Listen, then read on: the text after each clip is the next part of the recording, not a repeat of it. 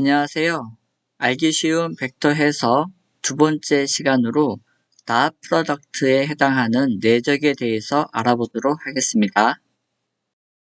학습할 내용은 이 다 프로덕트에 해당하는 정의와 다 프로덕트에 해당하는 연산 법칙, 그리고 이 내적을 활용해서 평면의 방정식을 구하는 방법에 대해서 학습해 보도록 하겠습니다. 맨 먼저 다 프로덕트의 정의가 되겠습니다.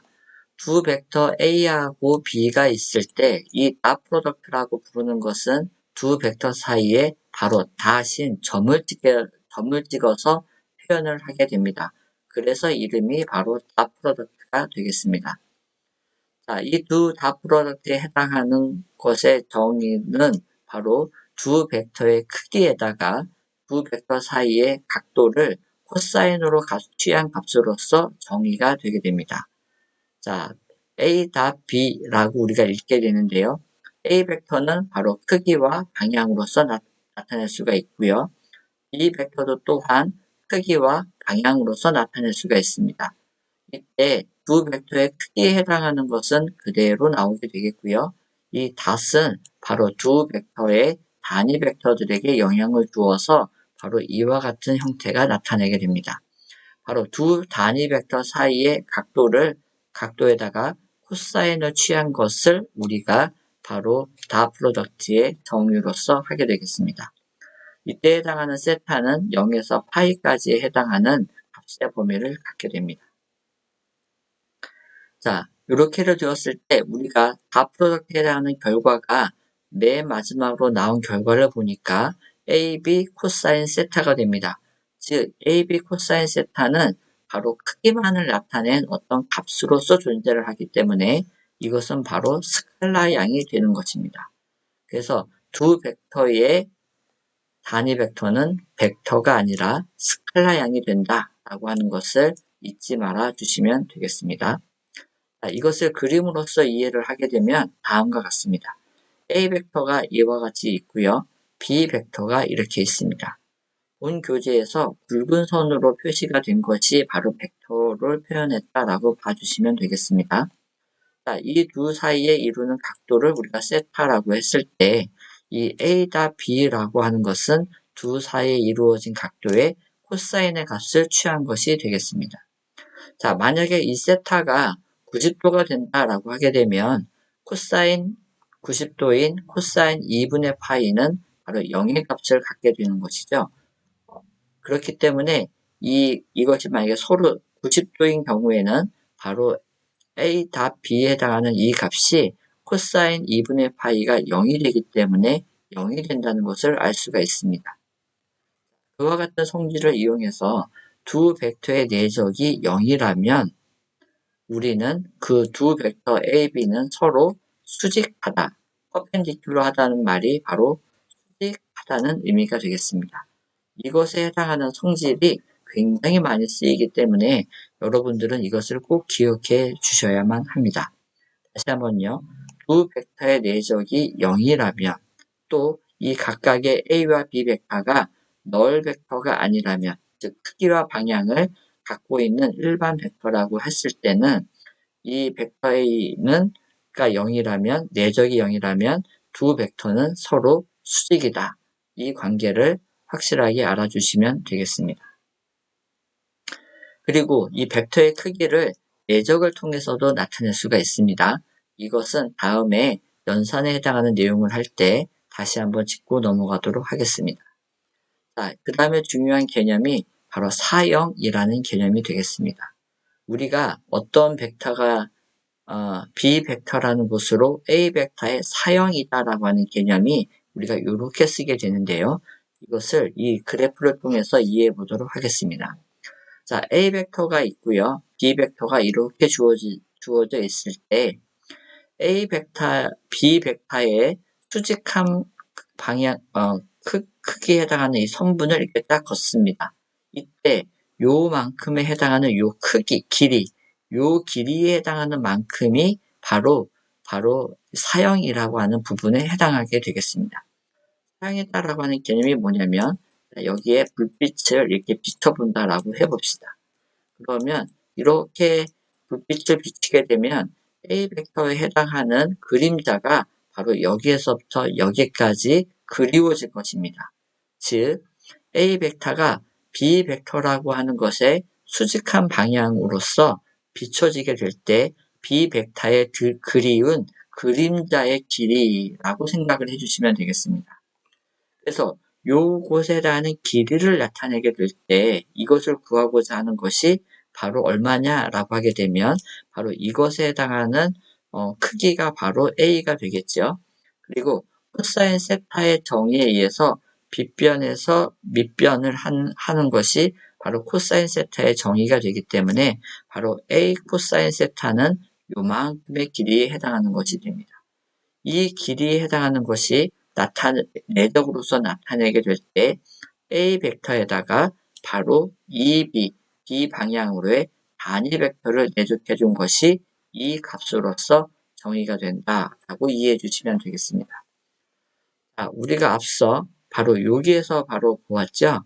여기에서 보았을 때 바로 B 벡터의 크기가 바로 없이 이게 B로만 주어져 있게 되게 되면 바로 그것이 A 코사인 세타가 나오는 것을 알 수가 있습니다.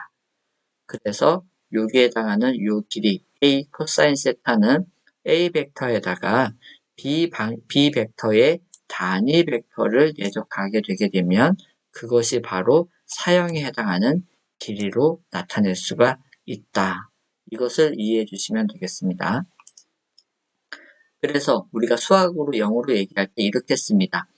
B 벡터 위로 A 벡터의 사형이라고 해서 projection of A on B라고 나타내게 되겠고요. 이때 이 사형에 해당하는 크기, 즉 값이 되겠죠. 이 값은 A 벡터에다가 이 B 방향으로의 단위 벡터를 내적한 것으로서 우리가 구해지게 된다라고 하는 것을 기억해 주시면 되겠습니다. 자, 다음에 이제 다 프로덕트에 해당하는 연산 법칙들에 대해서 알아보도록 하겠습니다. 말 그대로 볼드체로 제가 쓴 것은 각각 다 벡터가 되겠고요. 이렇게 MN과 같이 이탈릭체의 볼드체가 아닌 것으로 쓴 것은 제가 스칼라를 나타낸 것이 됩니다. 그래서 다 프로덕트는 교환 법칙이 성립을 하겠고요. 또한 분배 법칙도 또한 성립을 하게 됩니다. 또한 스칼라의 배수를 하는 것이 얼마든지 가능하게 되겠습니다. 자, 이때 중요한 네 번째 성질이 있습니다. 자, 각각의 단위 벡터들을 내적을 취한 것, 같은 것이 되겠죠. 같은 방향을 바라보게 되니까 코사인에 해당하는 값이 0이 나오게 되는 거죠. 1이 나오게 되는 거죠. 왜냐하면 각도가 0이니까요. 그래서 EX는 크기가 1이고 방향이 X방향이 있잖아요.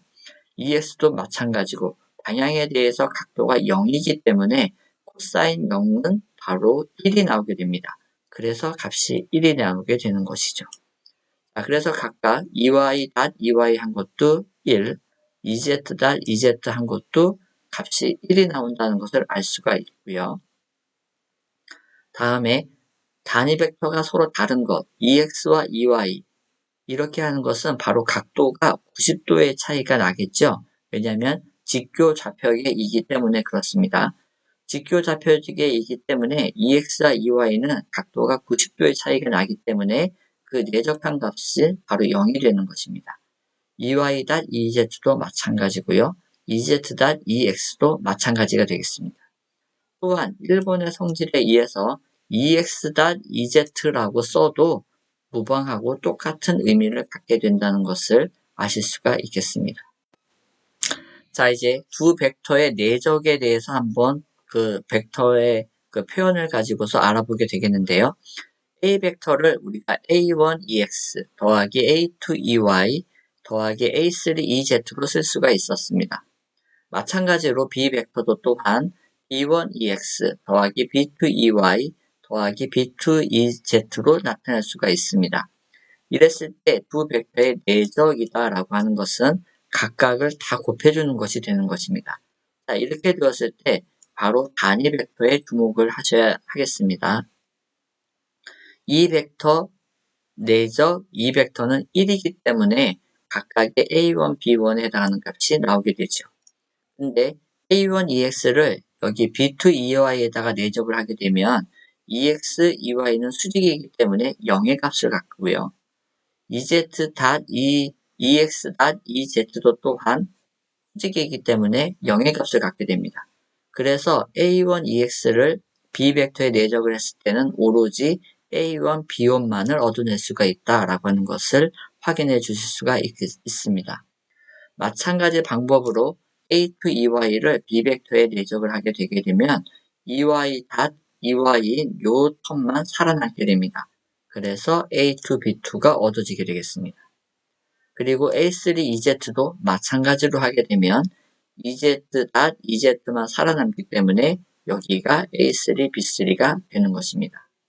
그래서 두 벡터의 내적을 직교좌표에 해당하는 벡터로 나타내게 되었을 때 내적의 값은 각각의 X 컴포넌트들의 곱, Y 컴포넌트에 해당하는 곱, Z 컴포넌트에 해당하는 곱으로서 나타낼 수가 있습니다. 앞에서 보았을 때 우리가 벡터 A의 크기를 바로 이와 같이 나타내는 것을 우리가 볼 수가 있었습니다. 이것을 해당하는 것이 바로 여기에서 주어지게 됩니다. 만약에 B 벡터가 똑같은 A 벡터라고 하게 되게 되면 A.A는 A1의 제곱 더하기 A2의 제곱 더하기 A3의 제곱으로 나타나게 되겠죠. 그래서 벡터 A의 크기다라고 하는 것은 여기에 루트를 씌운 것이니까 바로 마찬가지 방법으로 동일한 값으로 표현이 되는 것을 확인해 주실 수가 있겠습니다. 이와 같이 벡터의 크기는 내적을 통해서 나타낼 수가 있다라고 하는 것을 기억해 주시기 바랍니다. 다음 퀴즈 문제를 한번 해보도록 하겠습니다. A와 B 벡터가 이 차원에서 다음과 같이 주어졌을 때 A.B를 구해보도록 하겠습니다. 각각의 성분을 다 그대로 곱하면 되는 것이기 때문에 1 곱하기 마이너스 1 해서 마이너스 1 더하기 2 곱하기 2를 해서 4가 되겠죠. 그래서 3이라는 값을 얻게 됩니다. 자, A의 B 벡터의 사형을 구하게 되려면 우리가 B 벡터의 단위 벡터를 구해야만 합니다. 단위 벡터를 구하려고 하게 되면 이 B 벡터를 바로 이 B 벡터의 크기로 나누어 주어야만 하겠죠. 그래서 B 벡터의 크기를 구하게 되면 내적을 이용해서 바로 루트 5로 구해지게 됩니다. 이것을 바로 각각 나누어주게 되게 되면 바로 우리가 B 벡터의 단위 벡터를 다음과 같이 얻어낼 수가 있습니다. 이것을 이제 A 벡터 A의 B로의 사형을 구하게 되려면 바로 A 벡터를 바로 그 B 벡터의 단위 벡터인 2B로 내접을 하면 되겠죠. 그래서 A 벡터에다가 각각의 성분에 해당하는 것을 내접을 하게 되면 우리가 루트 5분의 3이라고 하는 값을 얻어낼 수가 있습니다. 자, 두 번째, 이번에는 동일한 문제를 3차원에 대해서 해보는 것이 되겠습니다. 마찬가지 방법으로 A다 B를 하게 되면 바로 여기에 보시는 바와 같이 9가 나오게 되겠고요. 똑같이 사형을 구하기 위해서 B의 크기를 구하게 되면 루트 14, 그래서 B 벡터의 단위 벡터를 구하게 되면 다음과 같이 얻어지게 됩니다. 이때 바로 사형에 해당하는 값을 구하려면 바로 이 A.2B에 해당하는 내적을 통해서 우리는 루트 14분의 9라고 하는 값을 얻어낼 수가 있게 됩니다. 자, 이 다 프로젝트를 통해서 우리가 벡터를 우리가 다시 다른 방향으로 표현해 낼 수도 있습니다. 우리는 A 벡터다라고 하게 되면 바로 이와 같이 썼었죠. 근데 사형이다라고 하는 것을 생각해 보게 되면 바로 여기에 해당하는 A 벡터의 여기에 해당하는 그림자라고 봐주시면 되겠습니다. 이 그림자에 해당하는 크기는 A 벡터에다가 EX 벡터를 내적한 것이 바로 A1과 같다라고 하는 걸 알 수가 있겠고요. 마찬가지 방식으로 이 A2에 해당하는 이 길이는 결론적으로 A 벡터에다가 EY 벡터를 내적한 것이구나 라는 걸 아실 수가 있게 됩니다. 마찬가지로 A3도 다음과 같이 나타낼 수가 있겠죠. 이것을 여기에 해당하는 각각의 A1, A2, A3에다가 대입을 하게 되면 우리는 이와 같이 또 벡터 A를 나타낼 수가 있다라고 하는 것을 아실 수가 있게 됩니다. 이것이 바로 다 프로덕트를 이용해서 벡터 A를 나타낸 것이 되겠습니다. 안녕하세요. 다음으로 평면에서의 방정식을 구하는 방법에 대해서 설명해 보도록 하겠습니다. 자, 여기 공간상에 한 평면이 있는데 이 평면은 어떤 평면이냐면 여기 임의의 A 벡터 A가 있습니다. 이 임의의 A 벡터가 바로 주어지게 되는데 이 벡터의 수직한 평면을 우리가 찾고 싶습니다. 근데 한 가지 조건을 더 붙이도록 하겠습니다. 무엇이냐면 B점을 통과해야 됩니다. B점이 아니라 Q점이 되는데 이 Q점이라고 하는 것은 바로 B 벡터가 나타내는 이 평면상의 한 점이 되겠습니다. 그래서 임의의 A 벡터 A에서 수직하고 이 B 벡터로 나타내는 이 Q점을 통과하는 이 평면을 어떻게 구하느냐라고 하는 것이 되겠습니다. 이것을 구하는 가장 기본적인 접근 방법은 일단은 이 평면상의 한 점을 P라고 생각을 하고요. 이 P점을 나타내는 공간 포지션 벡터를 R이라고 일단 가정을 해보겠습니다. 그러면 이 R 벡터는 이 평면상에 위에 있는 점 P를 나타내면서 바로 위치 벡터가 되겠습니다. 이 점에서부터 이 P점에서부터 Q점까지 이르는 이 벡터를 우리가 구해낼 수가 있겠죠.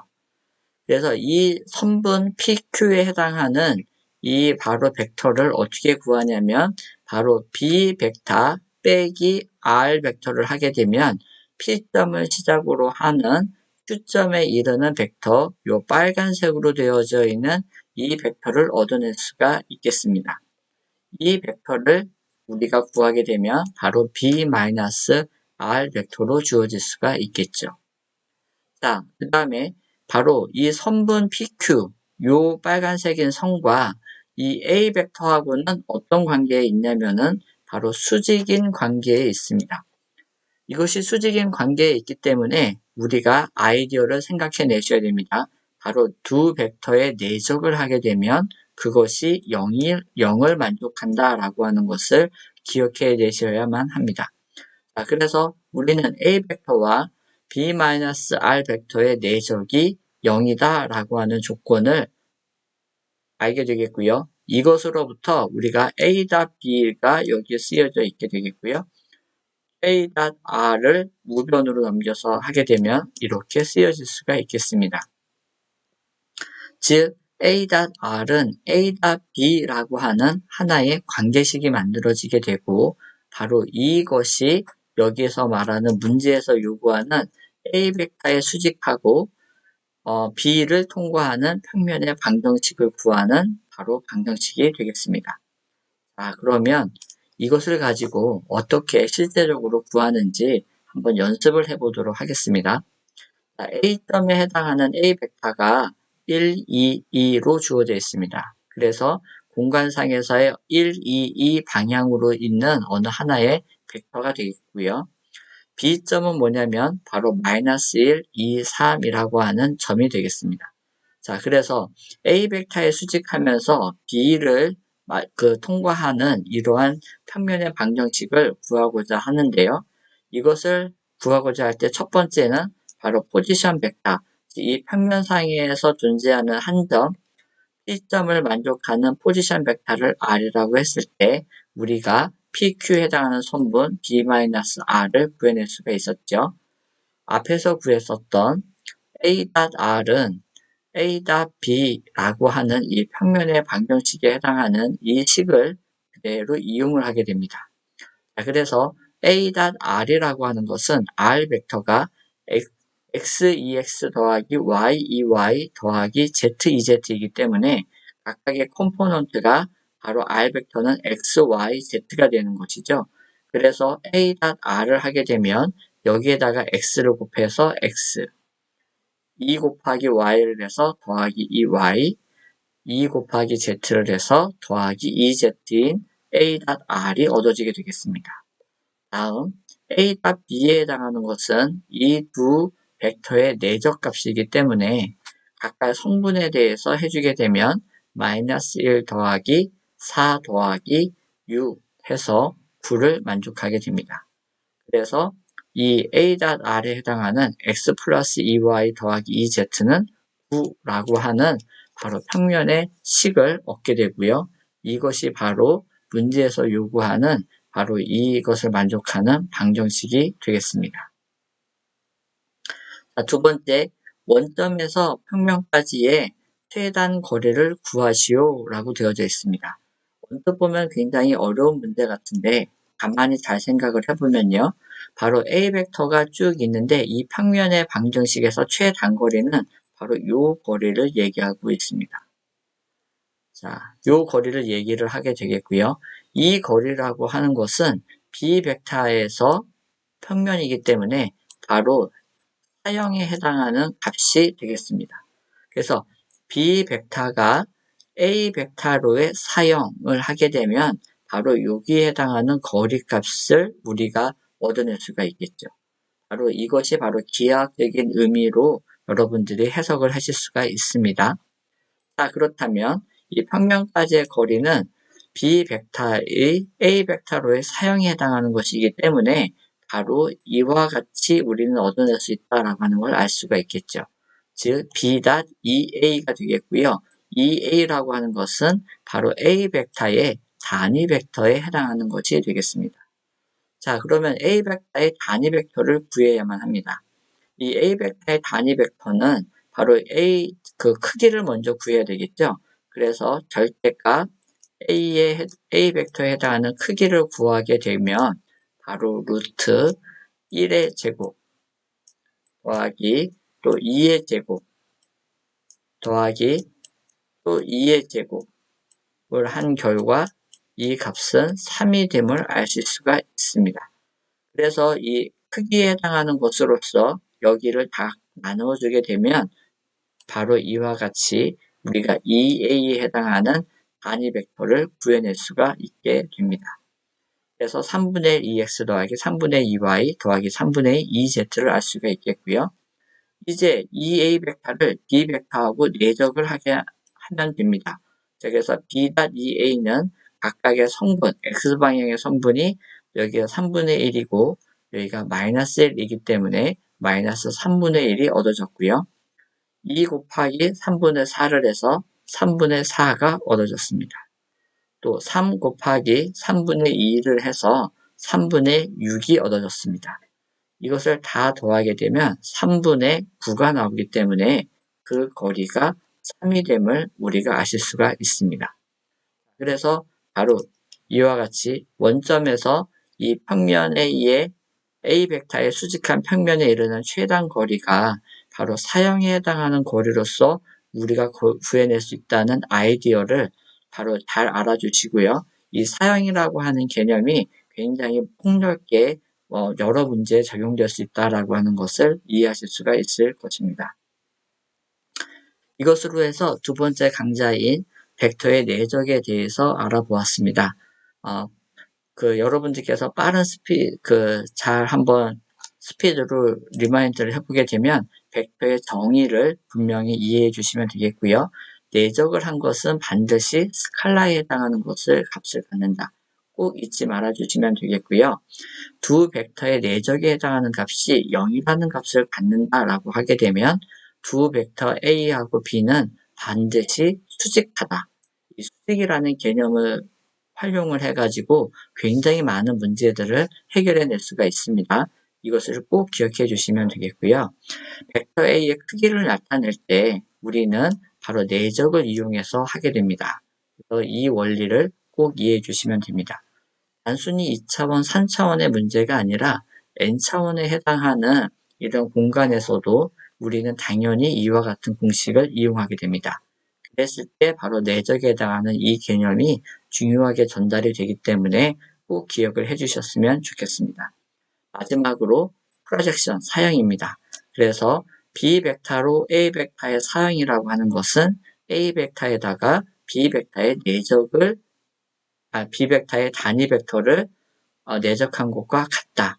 이 개념을 꼭 명심해 주시고 활용해 주셨으면 감사하겠습니다. 2주차도 수고하셨습니다. 감사합니다.